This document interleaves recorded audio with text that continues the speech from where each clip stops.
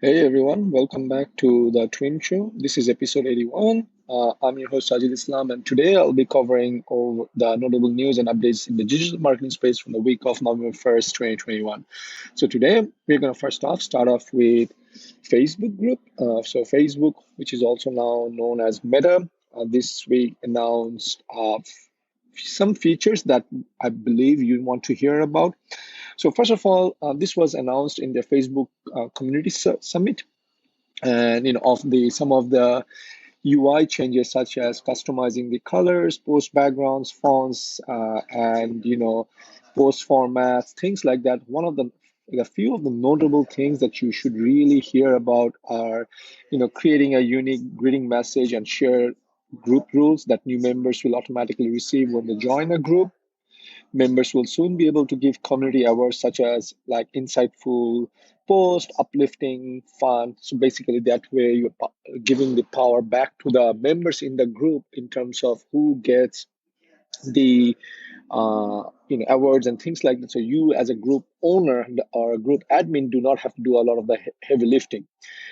You can do connecting in real time by using community chats in Facebook and Messenger, as well as create recurring events when group members want to get together. So if you have let's just say, a virtual happy hour or ask me anything, you can create those virtual recurring events in the group.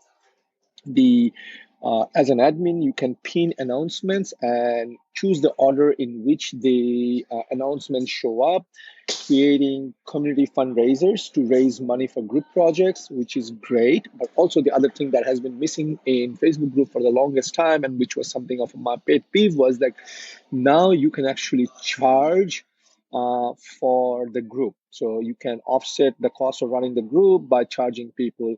And this is a feature that I am going to use in my group. You can also sell merchandise, and you can create paid subgroups. So for example, you could create a free group, and then you can create a subgroup that says for paid members, paid content, and get, I mean, you know what? If you've been listening to this podcast for a while, you know I've been complaining about that, and this is something a great feature because now it's not fragmented anymore. Previously, we would have to use Patreon and things like that, and actually Twitter did something like this, and I'm glad Facebook is uh, picking up on this. Excuse me. So with that, let's move on to the next update, which is from Instagram. And Instagram is rolling out this thing called Add Your Sticker for Stories, which is actually they're copying this from TikTok, and TikTok is have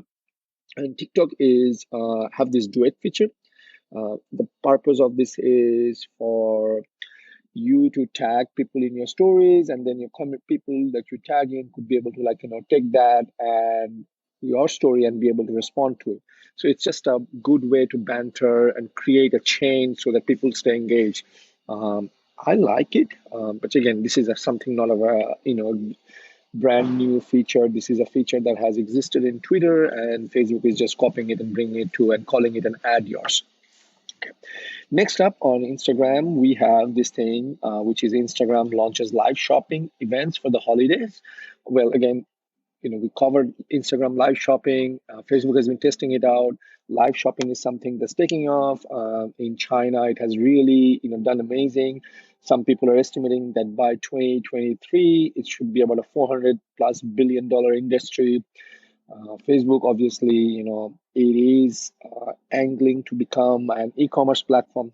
I should say, take a step back, and I should say, actually, Instagram is angling to become a e-commerce platform, and Instagram has been pushing that. So where this is all going is, Instagram has launched a series of events. I'm not going to basically talk about a whole lot of series, what they have, and things like that. But overall, the main takeaway is that you can use live shopping, number one, and Instagram is also giving you creating the gift guides for the holiday season by using price as a category. So you could probably, if you have your product on Instagram, you'd be able to you know uh, get these products up on the shop tab based on a price range, and people, you'll probably get more visibility on your products, and hopefully things like that, right? How Instagram curates these holiday picks, I do not know. Instagram hasn't shared that, but hey, if you have a chance, if you have a product and it's already on Instagram, then you have a chance to basically be seen. So I would say go ahead and do it. The other thing is also Instagram is helping you to maximize your holiday sales by giving you 20% off to users with their first purchase. So why is Instagram doing that? Instagram is doing that because they want more people to shop through their app, because obviously they want to become the go-to space, right? They want to kind of take away from Shopify, they want to take it away from Amazon, they want to take it away from other avenues, eBay, things like that. That's a great strategy for Instagram, but how successful that will be, it remains to be seen because, oh, you can give me 20% off. So obviously, so for example, if I was going to buy Under Armour anyway, I would go to Instagram and I would probably buy it and then off I go. I get a $10 off, but next time would I want to buy from Instagram? I do not know. I don't like that. But I will let the millennials and the Gen Xers, Gen Zs figure that out. Okay, with that, the next update is while talking about live shopping is that Pinterest gets into the live shopping game as well, and they've done a Pinterest TV where they're going live every weekday at 6 p.m., every Monday at 6 p.m., and they're basically focusing again on a different category, recorded users to watch it and be able to shop. There's nothing new, so I'm not going to dive deeper into it, but I just wanted you to know, the listeners, that, live shopping is here. Live shopping has lasted for ages on TV. We have this channel called QVC, so it's just here. It's going to stay on. And your if you're in marketing, you have a product to sell, your goal is to figure out how do I create live shopping on my account, on my channel, because that's what the game is. It's not easy, right? But that's what you need to do. Okay, next up on Microsoft.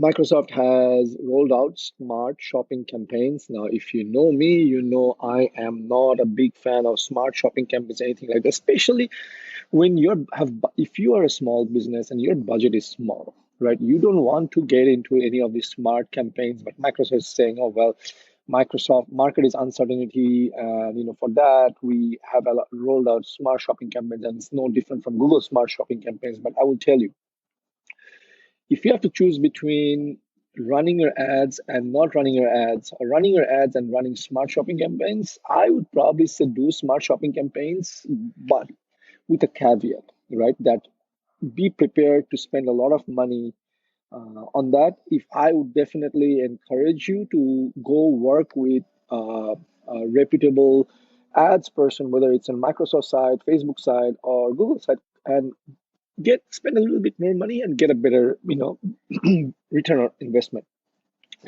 Other than that, there's nothing new to talk about smart shopping campaigns. The other things Microsoft did is like they added automated universal tracking setup with Google Tag Manager. They have expanded targeting, cost per click, and cost per impression pricing on the Microsoft Audience Network is also available. So you can figure out what kind of campaign you want to do. Those are some of the updates from Microsoft this week. And with that, let's go into the next update, which is from Google. And in fact, the next three updates or four updates are from Google. Number one is that Google My Business has changed the name and they have become um, Google Business Profile. Right, Google is changing it, and there's a long history. Google Local, Local Plus, all these things. Google has finally decided Google My Business is confusing. They're retiring that sometime in 2022, and now moving everyone into Google Business Profile.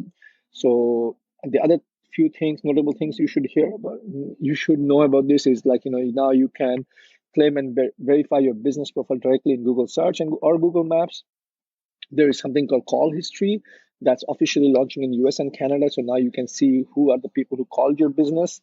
And then messaging can be done directly from your Google search results, so you can actually interact back and forth with the people who are messaging your business, and you can also decide to turn on message read receipts.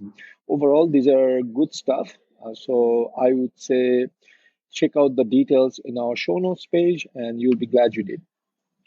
Next up, these are all in the This is in the SEO front.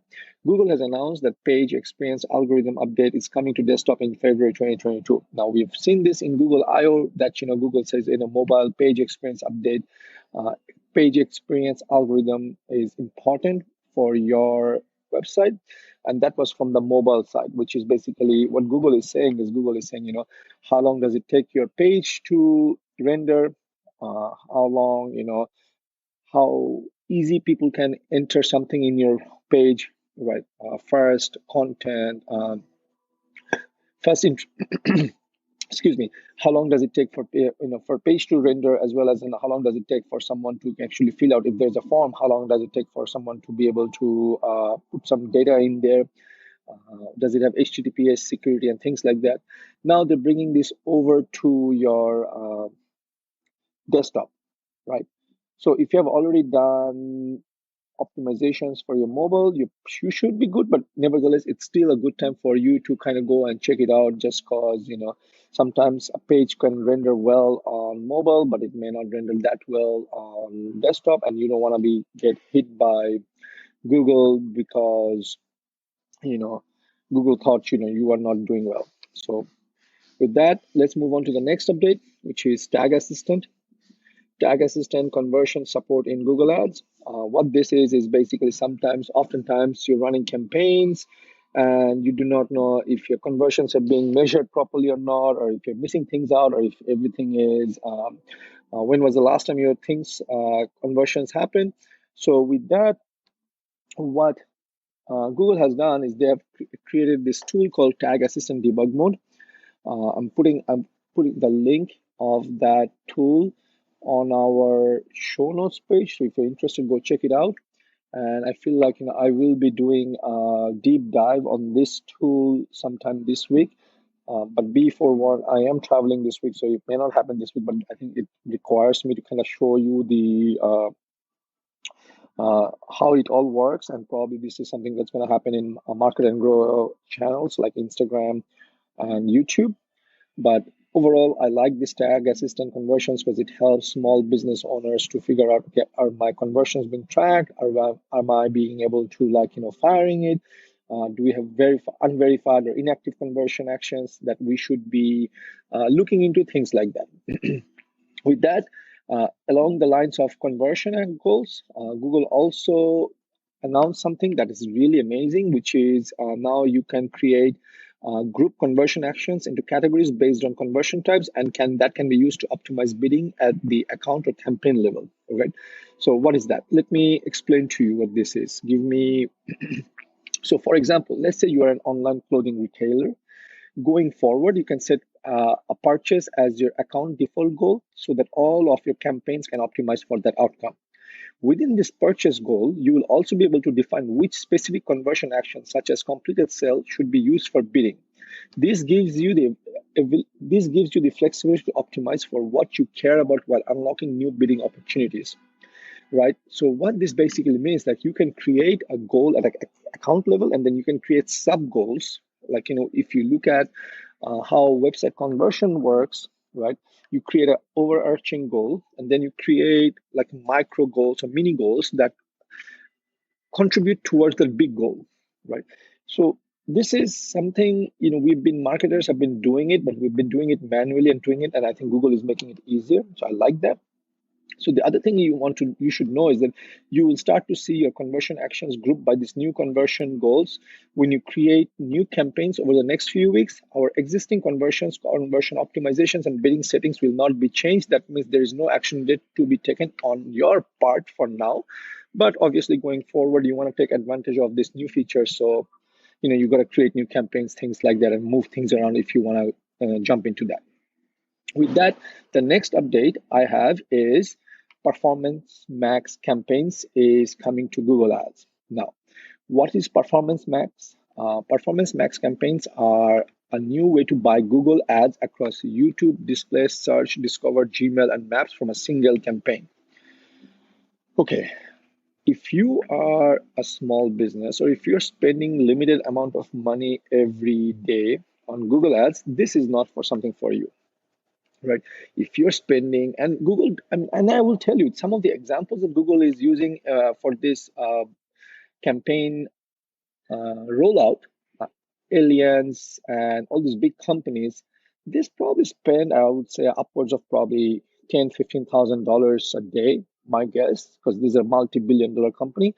And you small businesses don't want to do that. I mean, it's this performance max campaign is backed by artificial intelligence, it's machine language, and things like that. And in the future, it's going to replace smart shopping and local campaigns next year. When I say in the future, but if you have been hearing it, I'm not a big fan of automation at a smaller budget. If you're spending like $500 a day, even let's not find if you're spending like $50 a day or $100 a day, this is not the way for you to go. Why is that? Well, there isn't enough data point, right? Artificial intelligence, machine language only works when there's a lot of data for it to learn very quickly and kind of decide what's working and what's not working. When you have 50 to 100 or 200 or $500 a day campaign, you don't have that many data points. To you and me, $100 a day seems like a lot, right? Or $500 a day seems like a lot. But trust me, there isn't enough data points because there are billions of auctions happening at any given minute. So $500 a day would probably get, like, let's just say we participate in 200 auctions. 200 is a lot, maybe 100 auctions, assuming it's a $5 per click. There isn't enough data point for Google to learn quickly, and it just drags on and it learns the wrong stuff, things like that. So all in all, performance max campaigns are here for large advertisers. For small advertisers, I would still say, stay on the manual things until you figure out what is working. You make a lot of profit, and then as you bump up your sales, you probably by then also train the Google's algorithm or artificial intelligence, artificial intelligence on what to bid on, what your success looks like, what your customers look like, and then you would probably be able to really take advantage of this updates. With that, folks, that's it for this week in marketing. Now you know everything to be in the know. If you'd like to read more, make sure you visit our show page where you will find the links to this article. Once again, this is your host, Sajid Islam, signing off until next week. Take care. Bye-bye. Thank you for tuning in this week. It was a pleasure to serve you all. Hit the subscribe button so that you remember to sign on next week. Same place, same time for another round of This Week in Marketing.